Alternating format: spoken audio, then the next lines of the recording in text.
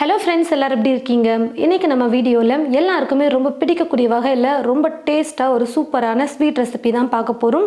இந்த ரெசிபி செய்கிறது பார்த்திங்கன்னா ரொம்பவே ஈஸி, சீக்கிரமாக செஞ்சிடலாம்.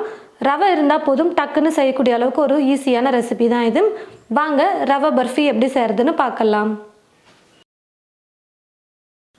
பால் காய வைக்கிறதுக்கு ஒரு பாத்திரம் எடுத்துக்கோங்க. அந்த பாத்திரத்தில் 1/4 லிட்டர் பால் சேர்த்துக்கிறேன், அதாவது 1 கப் அளவுக்கு பால் சேர்த்துக்கிறேன்.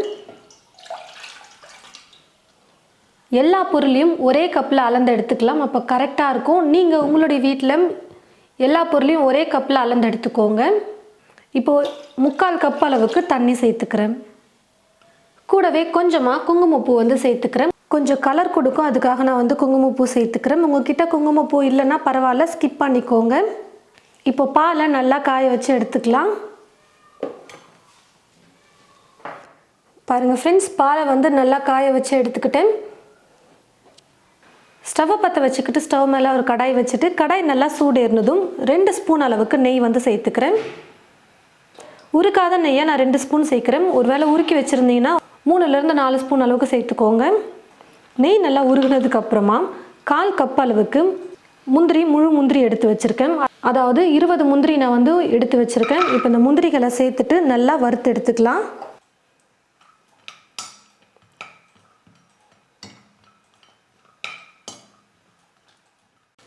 முந்திரி ஓரளவுக்கு வறுபட்டதுக்கு அப்புறமா எடுத்துடலாம். ரொம்ப கலர் மாறக்கூடாது, லைட்டாக வறுபட்டால் போதும். நெய்யில் ஒரு பிளேட்டில் எடுத்து வச்சுக்கிறேன். நெய் இல்லாமல் வெறும் முந்திரி மட்டும் எடுத்து வச்சுக்கலாம். வறுத்த இந்த முந்திரியை பார்த்திங்கன்னா கொஞ்சம் கொரகொரப்பாக நம்ம இடித்து எடுத்துக்கலாம். இப்போ இதே கடாயில் 1/4 கப் அளவுக்கு நெய் சேர்த்துக்கிறேன். நெய் நல்லா உருகுனதுக்கு அப்புறமா ஸ்டவ்வை லோ ஃப்ளேமில் வச்சுக்கிட்டு 1 கப் அளவுக்கு ரவையை சேர்த்துக்கிறேன். வறுத்த ரவை, வறுக்காத ரவை எது வேணால் நீங்கள் எடுத்துக்கலாம். ஆனால் நம்ம வறுத்து எடுத்துக்கணும். வறுத்த ரவையாக இருந்தாலும் நீங்கள் வறுத்து தான் எடுக்கணும். ஸ்டவ்வை ஃபுல்லாக வைக்காமல் லோ ஃப்ளேமில் வச்சுக்கிட்டு நல்லா பொறுமையாக ஒரு 5 நிமிஷத்துக்கு நெய்யில் வறுத்து எடுத்துக்கலாம்.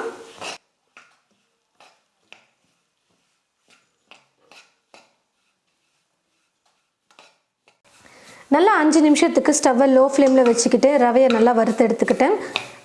ரவையோட பச்சை மணம் போகணும், நல்லா வறுத்துக்கணும். அப்போ தான் சாப்பிட ஸ்வீட் நல்லாயிருக்கும். இப்போ பார்த்திங்கன்னா நம்ம காய வச்சு எடுத்து வச்சுருக்கிற பால் இருக்குது பார்த்திங்களா, அந்த பாலை கொஞ்சம் கொஞ்சமாக சேர்த்து நம்ம நல்லா குக் பண்ணிக்கலாம். சேர்க்குற பாலை ரவை நல்லா அப்சர்வ் பண்ணதுக்கப்புறமா திரும்பவும் கொஞ்சம் பால் சேர்த்துக்கலாம்.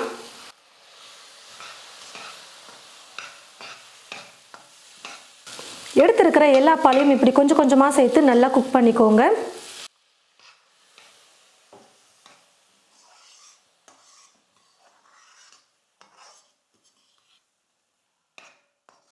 எடுத்திருந்த எல்லா பாலுமே நான் சேர்த்து நல்லா குக் பண்ணி எடுத்துக்கிட்டேன். நல்லா இப்போ கெட்டியாக வந்துடுச்சு பாருங்கள். இப்போ நான் வறுத்து எடுத்து வச்ச முந்திரியை நல்லா இந்த மாதிரி கொஞ்சம் கொரகொரப்பாக இடித்து எடுத்து வச்சுருக்கேன். அந்த இடித்த முந்திரியை சேர்த்துக்கிறேன்.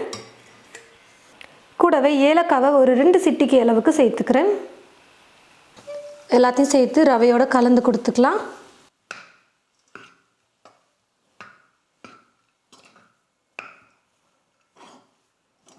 லைட்டாக கலந்து கொடுத்ததுக்கப்புறமா 3/4 கப் சர்க்கரை எடுத்து வச்சுருக்கேன். 1 கப் ரவைக்கு 3/4 கப் சர்க்கரை சேர்க்கணும். இப்போ 3/4 கப் சர்க்கரையும் சேர்த்துட்டு நல்லா குக் பண்ணிக்கலாம். சர்க்கரை நல்லா கரைஞ்சி கொஞ்சம் இலக்கமான பதத்துக்கு வரும். அதுக்கப்புறமா கொஞ்சம் கெட்டியாக வர வரைக்கும் நம்ம குக் பண்ணிக்கணும்.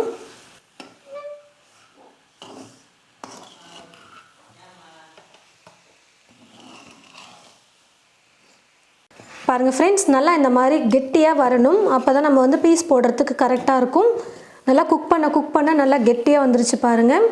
ஸ்டவ்வை லோ ஃப்ளேமில் வச்சுட்டே பண்ணுங்கள். அப்போ தான் கடாயில் அடி பிடிக்காமல் இந்த மாதிரி நல்லா சூப்பராக ஒட்டாமல் குக் பண்ணி எடுக்க முடியும். இப்போ நான் ஸ்டவ் ஆஃப் பண்ணிக்கிறேன். இந்த மாதிரி ஒரு ட்ரே எடுத்துக்கோங்க. நல்லா கொஞ்சம் ஹைட்டாக இருக்கிற மாதிரி ட்ரே கூட நீங்கள் எடுத்துக்கலாம். இந்த ட்ரேயில் நெய்யை நல்லா தடவி வச்சுக்கோங்க. முன்னாடியே நம்ம ரெடி பண்ண உடனே இப்போது இதை எடுத்து, இந்த ஸ்வீட்டை எடுத்து இந்த ட்ரேயில் போட்டு நல்லா செட் பண்ணி வச்சிடலாம்.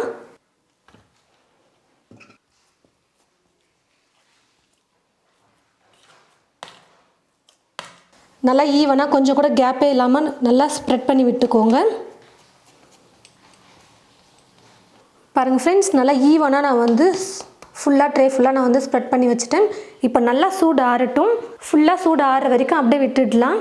அப்போ தான் ட்ரேலேருந்து ஈஸியாக வரும் எடுக்கிறதுக்கு. பாருங்கள் ஃப்ரெண்ட்ஸ், நல்லா சூடு வந்து ஆறி வந்துருச்சு. நல்லா சூடு ஆறினதுக்கப்புறமா இப்போ ஒரு பிளேட்டில் நம்ம திருப்பி போட்டு எடுத்துக்கலாம்.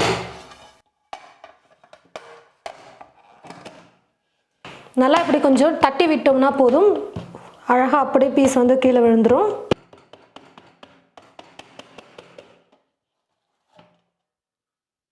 இப்போ இதுக்கு மேலே வந்து பார்த்திங்கன்னா நம்ம கடையிலலாம் விற்கிற மாதிரி அழகுக்காக சில்வர் லீஃப் வந்து போட்டுக்கலாம். அதாவது கடையில் விற்பாங்க சில்வர் லீஃப், நம்ம பேக்கரியிலலாம் பார்த்திங்கன்னா ஸ்வீட் மேலே போட்டிருப்பாங்க பார்த்தீங்களா, அதுதான் இது. இது வந்து சாப்பிடக்கூடியது தான். இது வந்து நம்ம இந்த மாதிரி போட்டுட்டோம்னா சூப்பராக இருக்கும் பார்க்குறதுக்கு. உங்களுக்கு சில்வர் லீஃப் இல்லை பிடிக்கலை அப்படின்னு நினச்சிங்கன்னா சேர்க்கறதுக்கு நீங்கள் வந்து ஸ்கிப் பண்ணிக்கலாம். அதுக்கு பதிலாக நம்ம சூட்டோடு இந்த ட்ரேயில் வந்து கொட்டணும் பார்த்தீங்களா, அப்போவே மேலே வந்து கொஞ்சம் ட்ரை ஃப்ரூட்ஸ்லாம் நீங்கள் போட்டுட்டு நல்லா ப்ரெஸ் பண்ணி விட்டுட்டிங்கன்னா ஸ்வீட்டோடு நல்லா ஒட்டி வந்துடும். கட் பண்ணி சாப்பிட்றதுக்கு நல்லாயிருக்கும். உங்களுக்கு எது பிடிச்சிருக்கோ அந்த மாதிரி பண்ணுங்கள். இப்போ வந்து நான் பீஸ் போட்டுக்கிறேன். உங்களுக்கு எந்த மாதிரி பிடிச்சிருக்கோ அந்த மாதிரி நீங்கள் வந்து கட் பண்ணி எடுத்துக்கோங்க.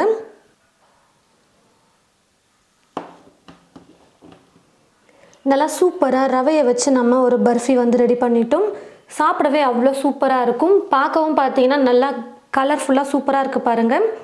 நம்ம ஏதோ பேக்கரியிலேருந்து தான் ஸ்வீட் ஏதோ வாங்கிட்டு வந்திருக்கோம் அப்படின்னு நினச்சிக்குவாங்க. ஆனால் நம்ம வீட்டில் தான் ரெடி பண்ணணும்னு தெரியவே தெரியாது. அவ்வளோ சூப்பராக டேஸ்டியாக இருக்கும். இதே அளவு கொண்டு நீங்கள் உங்களுடைய வீட்டில் ரவை, பால், சர்க்கரை இருந்தால் ட்ரை பண்ணி பாருங்கள். இந்த ஸ்வீட் ட்ரை பண்ணி பார்த்துட்டு எப்படி இருக்குன்னு சொல்லிட்டு மறக்காமல் கமெண்ட் பாக்ஸில் வந்து கமெண்ட் பண்ணுங்கள். இந்த வீடியோவை மற்றவங்களுக்கும் ஷேர் பண்ணுங்கள். இது போல் நிறைய ரெசிபீஸ் பார்க்க தமிழ் ஃபுட் மசாலா சேனலை மறக்காமல் சப்ஸ்கிரைப் பண்ணிக்கோங்க. கூடவே பக்கத்தில் இருக்கிற பெல் ஐக்கானை கிளிக் பண்ண மறந்துடாதீங்க. தேங்க்யூ.